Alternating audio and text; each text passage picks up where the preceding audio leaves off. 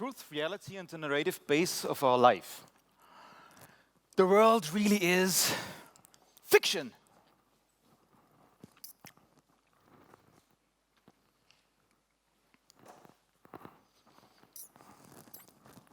Who believes?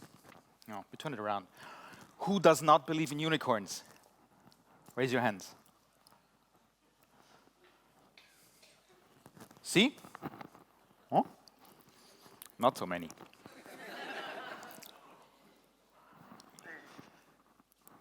Am I real?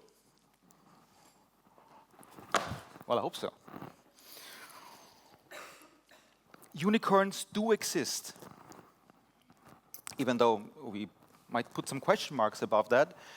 Unicorns are quite real, and not just because you're confronted with one. You might have stumbled upon them or did ride these already. Unicorn is also a recent financial term in the investment industry. It denotes a startup company whose valuation has exceeded $1 billion, which includes companies like Airbnb, Dropbox, Pinterest, Evernote, Snapchat, and Uber. Unicorns you use, maybe every day.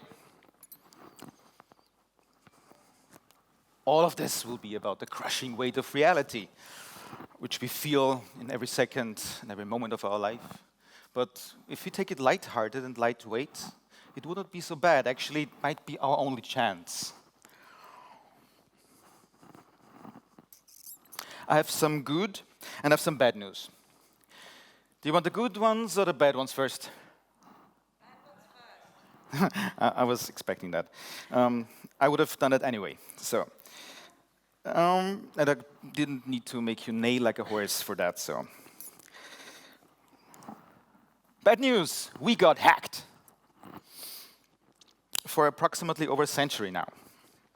I mean in a professional way and not in the usual communication hacks of speaking, writing, or the power games like in the Game of Thrones. No, I mean professional hacking, and I mean you and me and everybody. The good news are the art of storytelling might be able to save us. And I'm here to tell this kind of story to you. Because the first bad news also gives us the tools to free us from more deceptively designed narrative interaction. I'll try tour de force here. I'm a unicorn, probably I'll be able to pull that off. The tour de force will go through reason, that we got hacked, of course.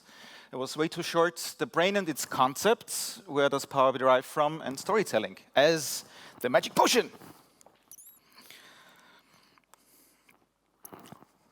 So, we start with reason. Where else? But beware. What I will tell you is truth and lie at the same time. I cannot help it, and I might get your trust. But as deception is necessary and a consequence in a world we make up out of fragmented and incomplete stimuli, and stories as memories about things which are not here now, I'm still telling you no final truth or give you bulletproof arguments. A relativistic point of view simply cannot provide an absolute truth. I cannot evade the circulatory conclusion that the talk and the views presented in themselves have to be considered fiction as well. Don't trust me. Trust me. Because I make this a theme here, openly. I will deceive you nevertheless. But I will give you some references, hints, citations, repetitions, quotes, an army of metaphors, and an experience so that you can judge yourself if it makes sense in your life, for your perspective, your story. I aim to tell a coherent story to invite you to integrate it with yours. So let's start with reason, the invention of enlightenment, the most beloved and sharpened instrument in our Western cultural development. Reasoning may come in the form of words, like I'm trying to convey to you, floating over. And we, already in a critical mindset, may pose a general question like, are words then real? Where to turn for an answer? Shall we reason ourselves for decades to try to tackle this, or shall we stand on the shoulder of giants, refining their arguments? Shall we use old models in times of digitalization of Twitter, Uber, Google? Well, if we are still humans, we might consider opinions and work on the human condition by human beings, bing, magic, who spend their entire life thinking and writing about that. Old philosophers' reasoning is, in my humble view, a great starting point. Not everybody shares that opinion, but still.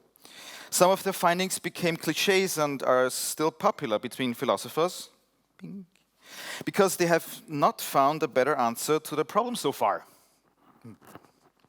I feel we do not know their arguments well enough and are still not taking them seriously enough to move on and just accept this into our worldview. We keep on reinventing it every day, of course. We are probably masterminds and geniuses all together. But that's why I'm here, to remind you and to make a convincing case, to present the best and most promising shots, not just my own toothpaste, to curate and provide a playground for you to decide for yourself, or at least points to start thinking for yourself.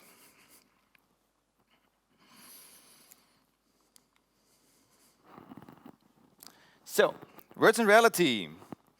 Let's ask Uncle Nietzsche again.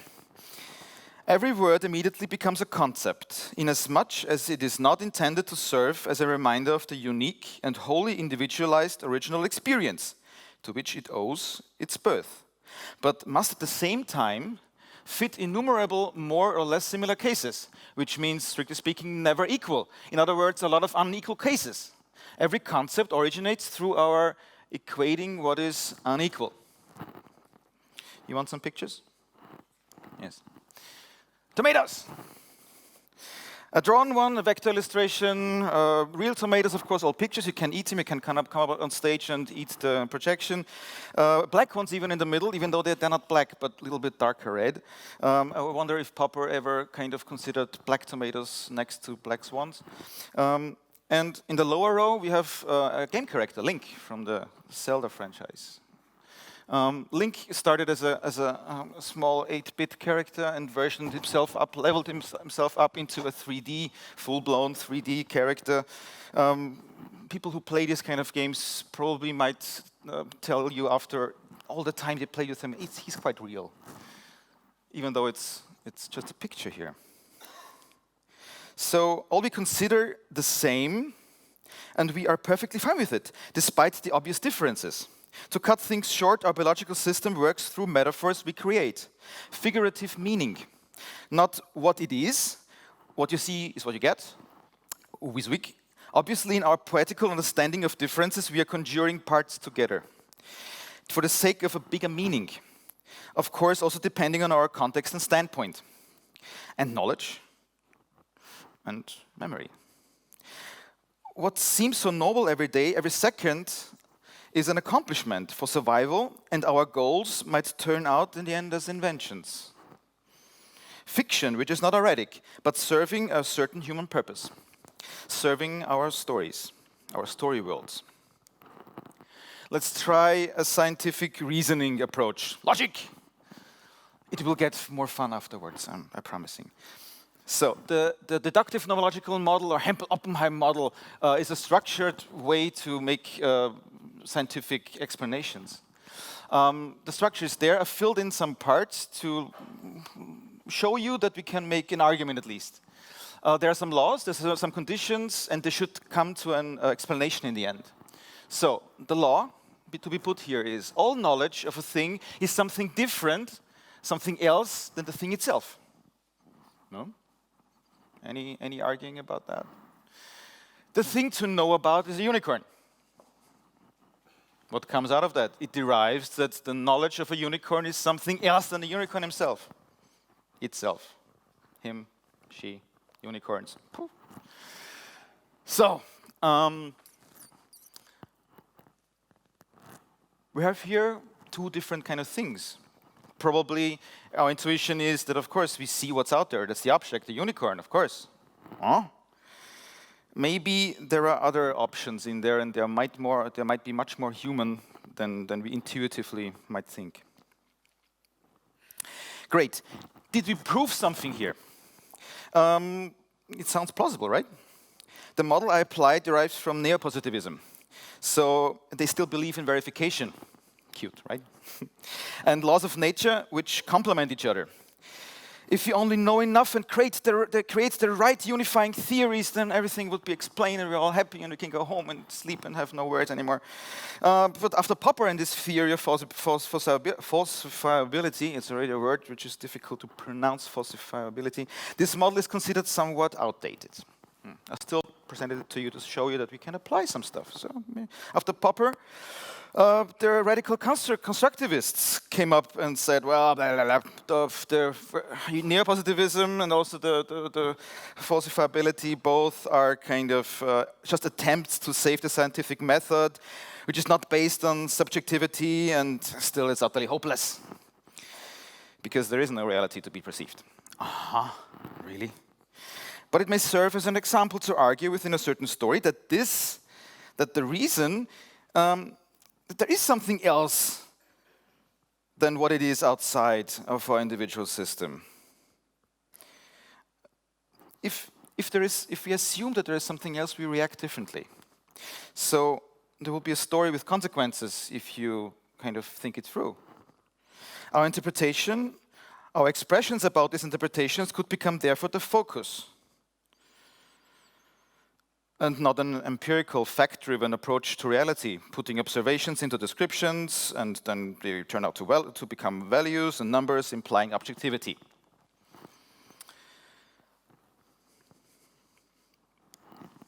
Why not kind of ask somebody else from the 18th century about how we perceive objects and how they turn magically into thoughts? Kant! Alexander Bart wouldn't like that. He'll probably come up with a more creative idea. I think Kant was quite creative in coming up with this, and some people say there is not much more which we can say. Up till now, it has been assumed that all our cognition must conform to the objects.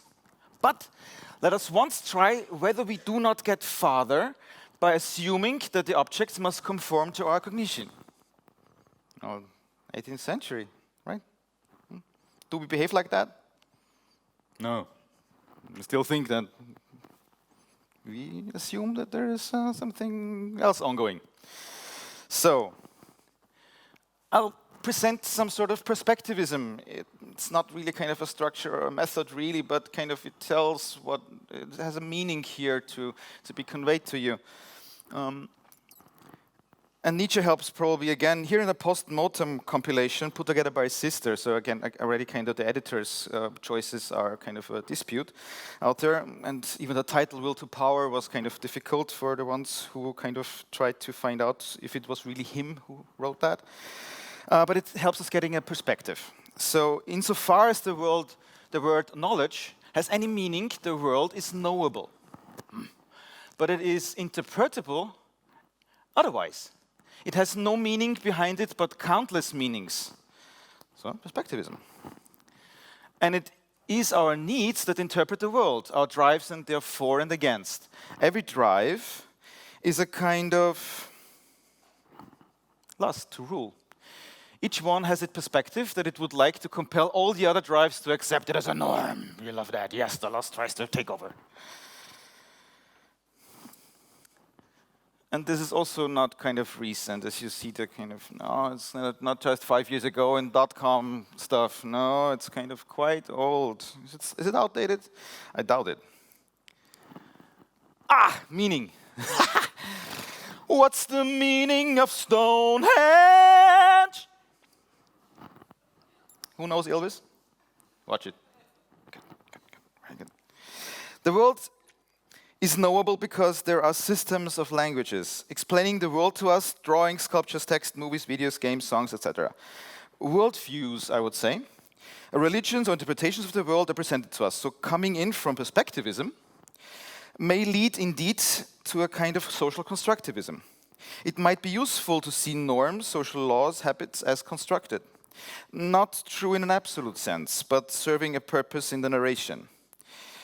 and they are shared as stories in different types of media, now prominently. That's true, including the internet. Ding.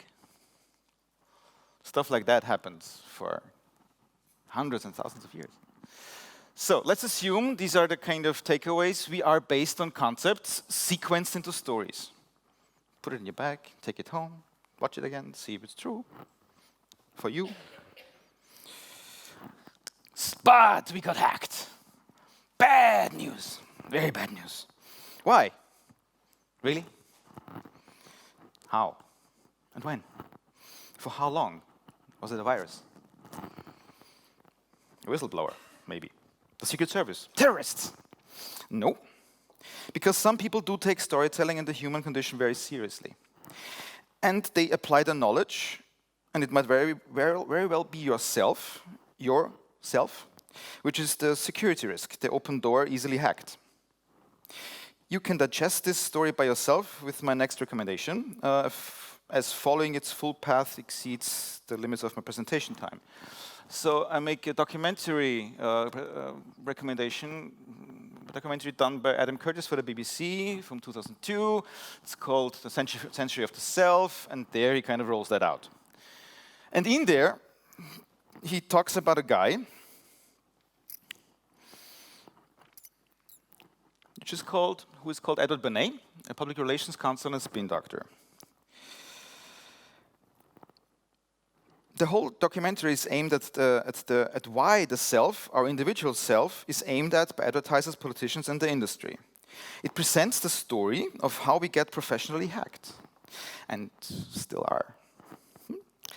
And even I, trying to breach these areas, did not connect enough dots early enough, or hoped that it wouldn't be so bad.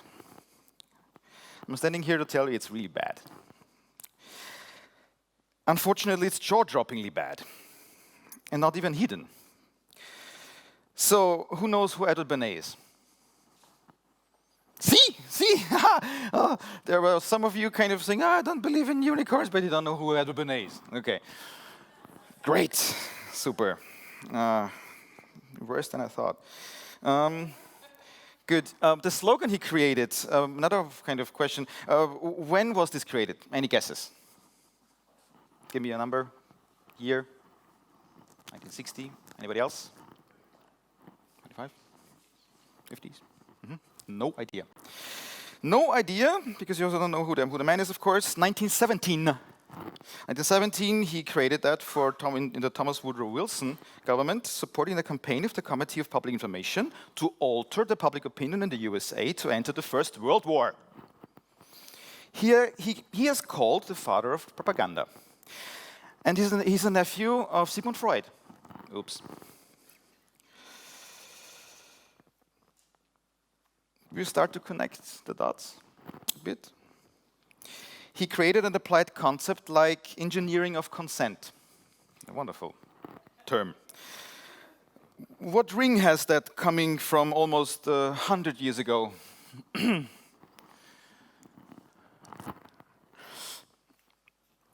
So, he was familiar with Freud's research and used a new psychological concept to develop ideas to apply this new field on how to manipulate the subconscious, aiming on emotions, and serving the industry and government with it.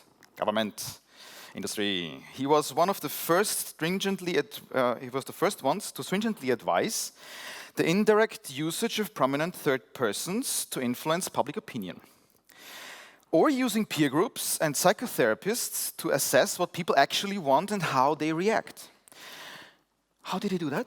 For example, for Lucky Strike, then part of the American Tobacco Company. And he made smoking socially acceptable and attractive for women, targeting the female subconscious, turning them into a symbol for emancipation. Redesigning the cigarettes of this brand as torches of freedom.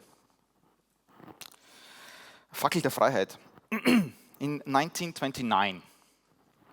I was coming out of a walk they organized at an event. And yes, his work was known and used by Goebbels. Unfortunately, we know to what that led to. Network, 1976. Another exercise in mass media influence, this time an affirmative tale, a brilliant dark media satire from the 70s. Howard Beale, the most prominent anchorman of a TV network, became crazy. You might say reasonable. On live broadcasting, developing into a prophet and harsh media critic. Was this a catastrophe for the network? No. The small network got a nationwide audience through this, and his rants, not him getting fired, but his own TV show. Very sharp, well-written, and merciless in showing how far showbiz, disguised as journalism, might go and what it might mean for relationships, the public and business. Watch it once a month. And get mad as hell, I'm not gonna take this anymore. Black Mirror, 2011, quite recent, brilliant too, English. Oh, that's good. Especially the second episode of the first season. An acclaimed Channel 4 series, Black Mirror gives us the zeitgeist flavor of network, including recent technological and entertainment industry developments. The character Bing Madsen has a famous speech there, I will only cite partly, without his special intensity. Show us something real and free and beautiful. You couldn't. It will break us. We are too numb for it. Our minds will choke. There's only so much wonder we can bear.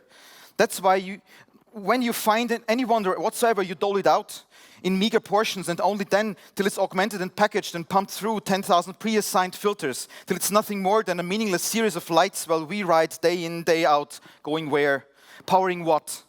All tiny cells and tiny screens and bigger cells and bigger screens. So let's assume that we should be responsible in creating stories, because they serve as perspectives for others. And it's just so difficult to get into the heads of people. Professional people. Five is great. I'm definitely not finished.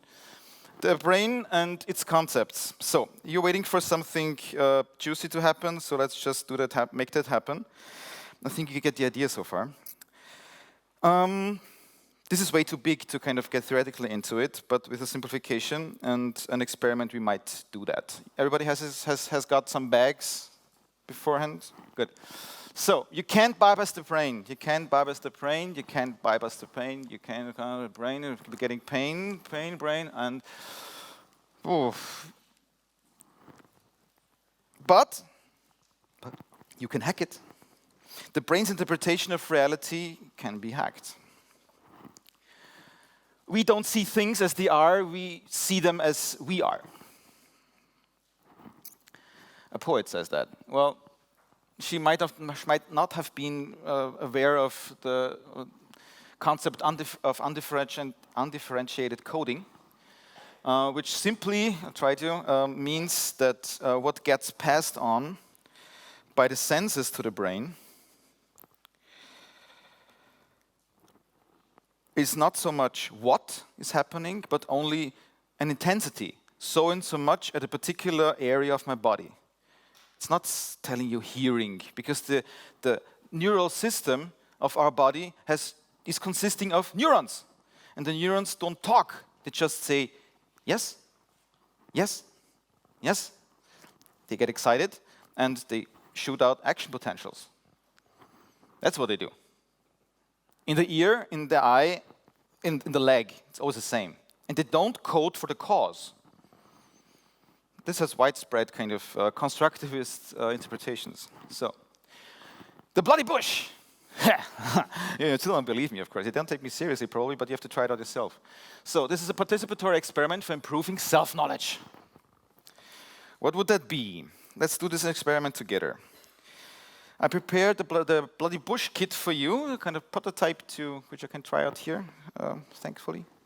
Aiming on enhancing your self-knowledge. 50 gats got distributed. There are some LED lights with rubbers in it. Can you just... I'll just give it back to you. So if you push the button up, the lights go on. That's easy, right? The rubber band goes on the other side. Try not to lose it, and put it on your finger. Either one or two. So you can easily kind of do it like that. Okay. So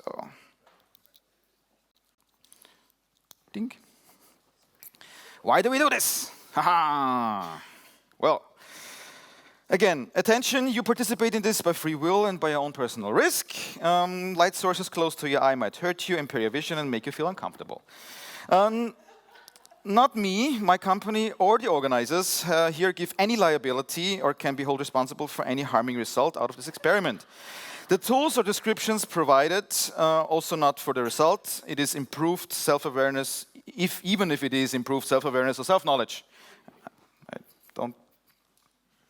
Cannot be sued.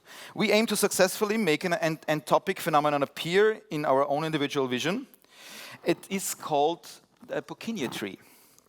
I did this as a student in a medical workshop, and all people were doing it there, so it shouldn't be kind of really harmful. And it didn't let me go ever since. So, how to do that? Something like this might appear if we do then what I show you. So you have an idea what you could see. Different colors would be a different kind of background light. So, what do? These are our eyes, and I'll do it with you, kind of put my glasses off. So, putting it close to our eyes, like in a kind of 45 degree, and slowly moving them. Slow and looking straight forward, in a slowly manner left and right. I already see it, even though there is a strong light source in front of me. Then you see some kind of tree-like structure, and the background is the color of your lights. You can do it with one, and then just one eye or the other. And sideways, and like this. Oh, for me it works at the moment. Okay. I'll help you a little bit in making that darker. Who sees something like this already? Keep your hands up or your lights up. We have some people here. Please take pictures. Watch them. These are also human beings. You can do it as well. But play around it in caution, put this not too long, not the whole day. What you saw is actually something very compelling. What the fuck? What is that? Well, you see blood vessels in front of your photoreceptors. What the hell does it mean? Well, the following is the case. There are, I just jump through here. That's the eye bulb. Strangely enough, there are some central vessels here. The red light works here. Which are then, the yellow stuff is the retina. The blood vessels are going in front of your photoreceptors, which are very close to this stuff here. The choroidea, where there are also blood vessels. That's fine, but in between there are photoreceptors. In front of it there is a tree of blood vessels, which you don't see. Why don't you see that? Damn it, it must obstruct your view, right? Well, the point is local adaptation. Your brain kind of eliminates the tree your whole life. And with this light, the shadows are casted on other photoreceptors, and suddenly you see the shadow of the light. The shadow of the blood vessel tree in front of your photoreceptors, in front of your vision. You run around it your whole day, and you don't know it. If I wouldn't be in the kind of workshop, I wouldn't know it too. And yeah, this is rendering the local adaptation ineffective. And you draw your own conclusions out of that. If your brain is able to do that, what else might there be happening? Your body, your brain, your stories are filters. But you can hack them. And you can use storytelling to do that. And the story could be longer ongoing, especially if I'm not kind of reading Nietzsche out again, but we're getting into money. Money's fiction as well. Money's a thing we pay our bills with. No, it's the function of money. The Bank of England puts it on the bills. They dare to. It's written up here.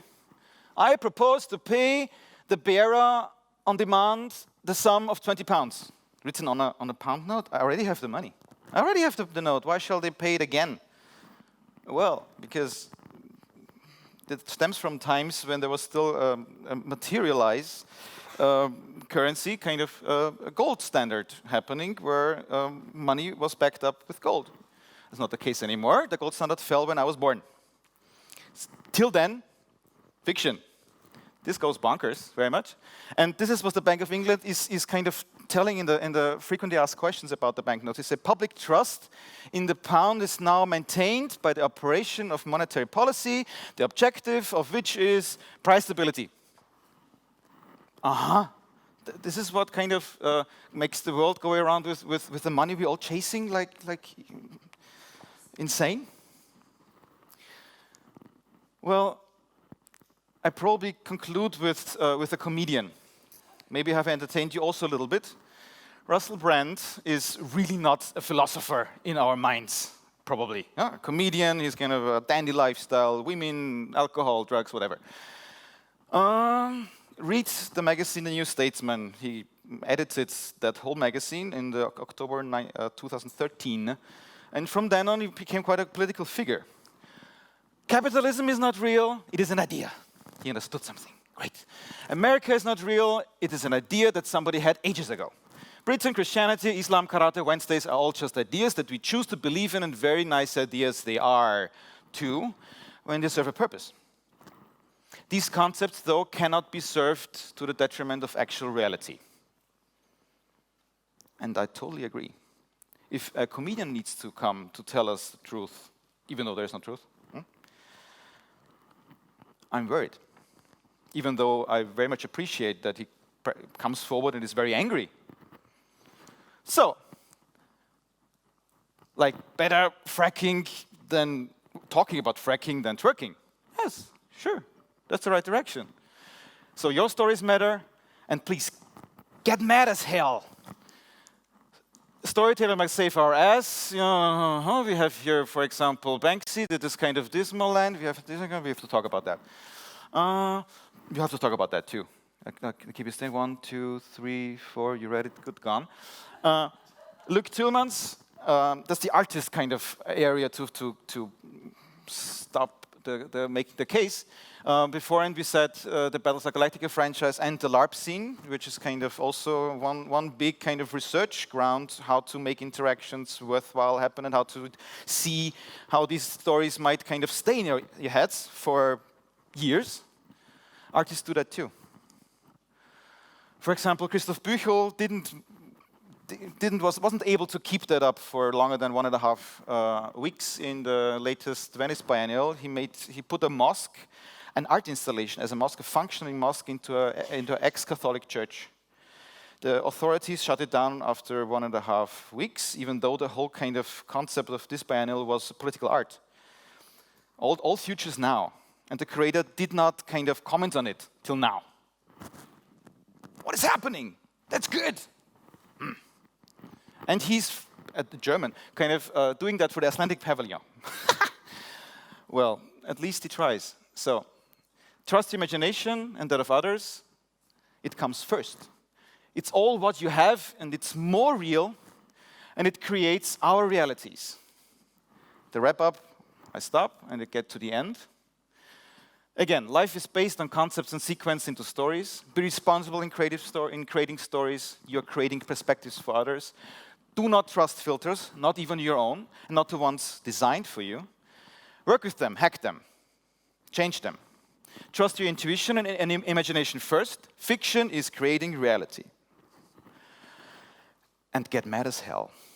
Thank you.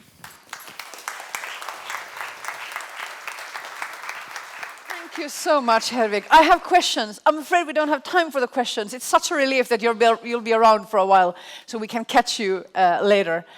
Thank you so much. Sorry for the overtime. I'm going to show you this also, so it's easier for you to catch Herwig later if you don't get a chance to talk to him today. Wonderful. And boy, does this tie in well with some other things that we're going to hear today.